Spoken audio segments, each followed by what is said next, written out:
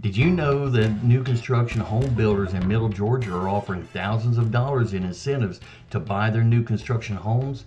It doesn't matter if you're moving to Warner Robins, Perry, Bonaire, or Kathleen, but a lot of the buyers don't know about these incentives. So in this video, we're going to show you all the incentives that you can ask for to get a better deal on your new construction home. So let's get busy.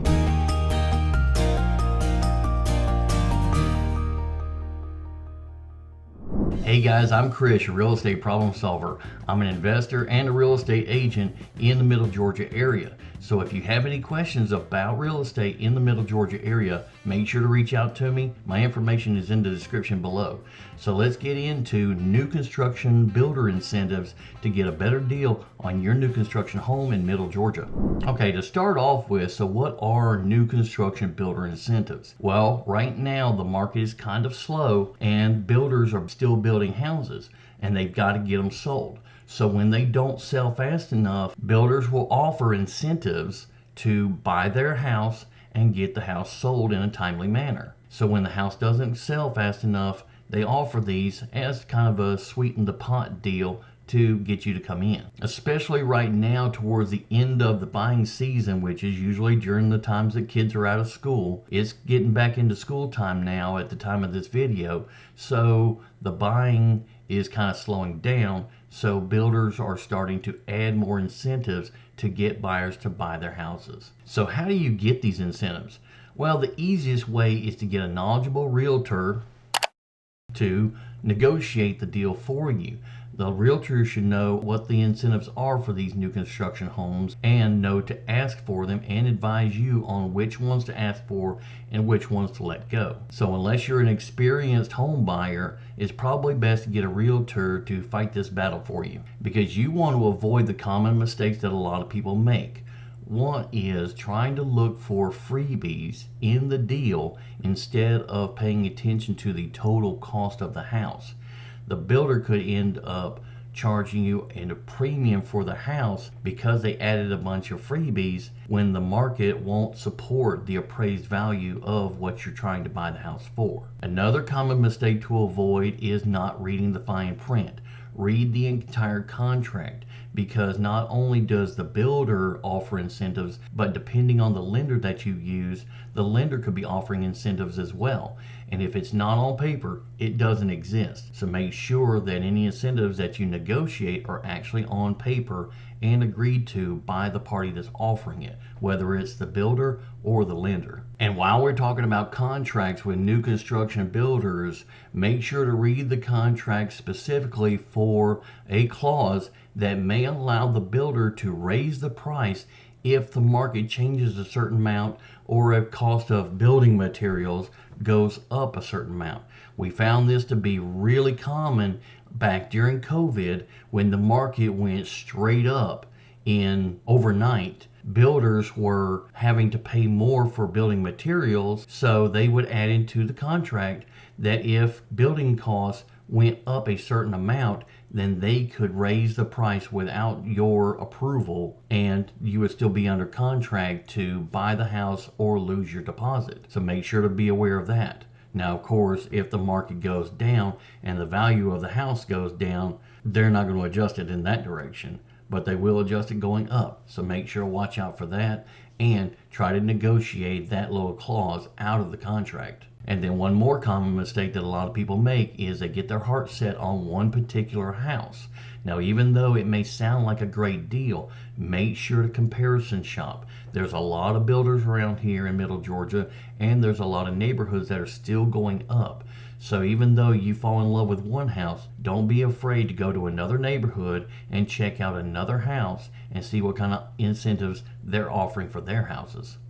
So your next question is probably going to be, the builder's got their own realtor and the realtor's going to do all the paperwork, so why do I need a buyer's agent to represent me? Well, the easy answer is because the realtor that is selling the house represents the builder. They are looking out for the builder's interest. Now, the next question is, well, that's going to cost me more money. Well, perhaps. That's another one of the incentives that they may be offering, is to pay the buyer's agent. So be aware of that. On the other hand, the buyer's agent is representing you, and normally, there again, this is an incentive and not all builders offer it, but a lot of times the builders will offer an incentive to the buyer's agent to pay their compensation so you don't have to. But if you don't bring a buyer's agent, that doesn't mean they're going to discount the house. A lot of times, if that money is allocated to a buyer's agent, if it doesn't get spent on compensating the buyer's agent for your interest, then they just pocket that money and you still pay the same price. So whether you've got a buyer's agent or not, that purchase price is probably not going to adjust. So it's best to go ahead and get a buyer's agent and get it done right the first time. Now let's go through a list of some of the incentives that you could be on the lookout for. And buying a house is just like buying a car. Just because the seller doesn't offer it doesn't mean you can't ask for it. Rebates and incentives are always available as a negotiating tactic. So make sure to ask for these different things. And first one is the common one that I already mentioned, is assistance in closing costs or paying your buyer's agent instead of you having to pay it. Now this is going to be a pretty common one throughout all the new construction builders, and what they'll do is they, as part of the purchase price, will pay out of their proceeds for your buyer's agent, or they will pay some or even all of the closing costs. Another common incentive is a interest rate buy down. Now some builders do partner up with lenders, so they will tell you if you go with an approved lender, i.e. the one that they're partnered with, they will buy down your interest rate. So where you might get approved for a 7% interest rate, they will pay for the interest rate to get dropped a half a point or 3/4 of a point or maybe even a whole point, so you get a 6% interest rate instead of a 7%, which will over time save you a lot of money, because a buy down may cost $2,000 to $4,000, which of course is not coming out of your pocket, but it will save you tens of thousands of dollars over the life of the loan. Now another common incentive that buyers will do are free or discounted upgrades to the house. Now this depends on how soon you get to the builder. If the house is just breaking ground, then you've got free reign to talk to them about the entire floor plan. If the house is already dried in or trimmed out, then they would have to go back and change that stuff. So it's probably better for these kinds of incentives to catch them right as they're putting in the foundation and they haven't started laying out the floor plan yet. Now incentives like this would include something like choosing the type of flooring that you get. Usually builders will have 2 or 3 different kinds of flooring that they plan on putting in. But if you have a preference and you're buying the house, then they'll go ahead and put in the one that you want. Another one could be paint color. Another one could be ceiling fans or light fixtures.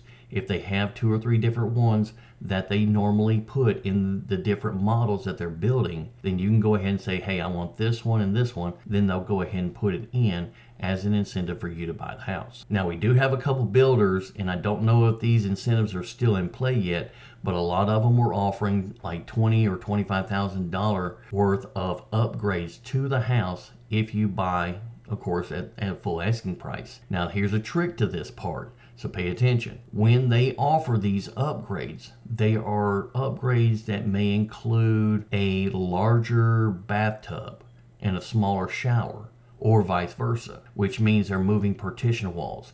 If the incentive is a structural change to the house, those are the ones that you want to pick out first, because once the house is built, it's going to be expensive to change. Fencing in the backyard, that can get a little bit pricey. That might be an incentive that you want to go ahead and negotiate immediately so they can put up a fence before you ever move in, and that will save you a good bit of money. Now when they try to put in incentives like ceiling fans or custom sinks or custom shelvings, a lot of that stuff you can do yourself for less than half of what they're going to credit you. So if you want them to put in a custom sink, they may charge you $500 for putting in that sink, but if you do it after you move in, you could get that same custom sink for maybe $200 or $300 and save a little bit of money. Ceiling fans are the same way. Ceiling fans on average cost between $130 to $200, and if you have specific ones, it doesn't take but 2 or 3 hours to change out a ceiling fan from a regular light, and have your own custom ceiling fans in the house, where they might charge you $300 to $500 for that, and that will eat up that $25,000 or $20,000 incentive that they were offering you. Other upgrades that they might be willing to offer you are wall-mounted microwaves, or they might go ahead and include a refrigerator or the washer and dryer. Now, shop around. If they're going to be charging you $1,000 for a washer and dryer combo, and you can find one on clearance for $600 or $700, then it'd probably be best for you to go ahead and get your own and save that incentive money for something else. Now, another incentive that's a little less common is paying the first years of HOA dues. Now, of course, HOAs are becoming more and more popular in neighborhoods. I've never lived in an HOA. I don't know what the big deal is, but a lot of neighborhoods have HOAs, and they can cost anywhere from $100 a year to $300 a year. And some incentives would be that the builder would pay the first year of HOA dues on your behalf to get you to buy the house. So that's another one that you may be able to ask for, even if they don't openly offer it. Now, when you're looking at new construction homes, there's going to be a price difference between a regular lot and a corner lot, or a lot that's in a cul-de-sac. So they're going to try to charge a premium for corner lots or cul-de-sacs because it's less traffic, it's a little bit quieter. So try to negotiate the corner lots or the cul-de-sac lots. If that's what you want, you can see about negotiating those for the same price as one of the other houses that are on the main strip or in the more public areas. Now, another incentive for a new construction home might be to go ahead and buy the houses that are already built. If there are any houses that have not been sold yet and they're already finished and they're sitting on the lot ready for sale, that means that house hasn't been sold, and it's tying up the builder's money.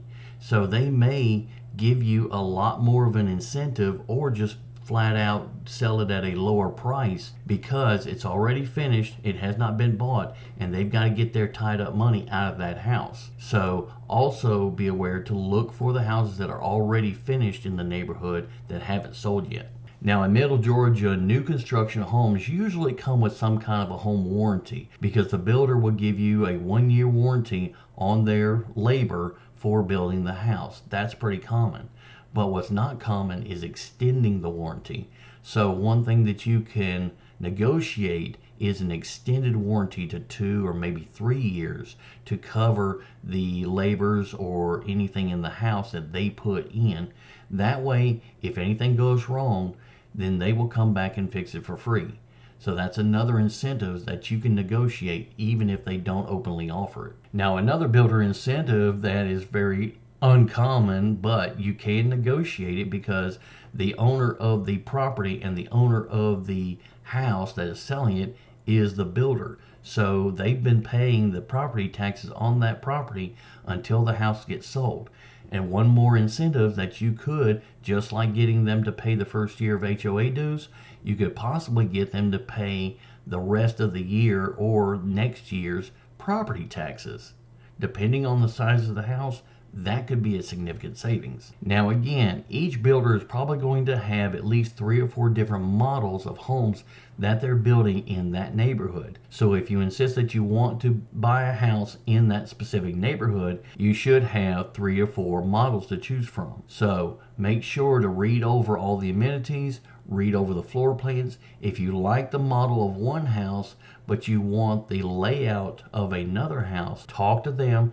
Any partition walls that are not been built yet, like when it's in the foundation stages and they haven't started building the walls, they can move them anywhere you want. Load bearing, not so much, but partition walls are usually pretty easy to build in different places to accommodate different arrangements.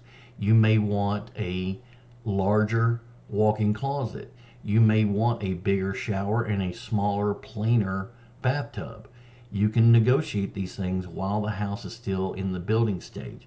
So keep that in mind and study all the amenities, study the floor plan so you know what is all available, and then watch back over this video and remind yourself of what else you might be able to get into the deal. So I hope this information is helpful. Again, I'm Chris. I've been in the Middle Georgia area as an investor and an agent for a long time. So I know most of the builders in the areas where they're building. So if you want to shop around for a new construction home, make sure to reach out to me, and I'll talk to you on the next video.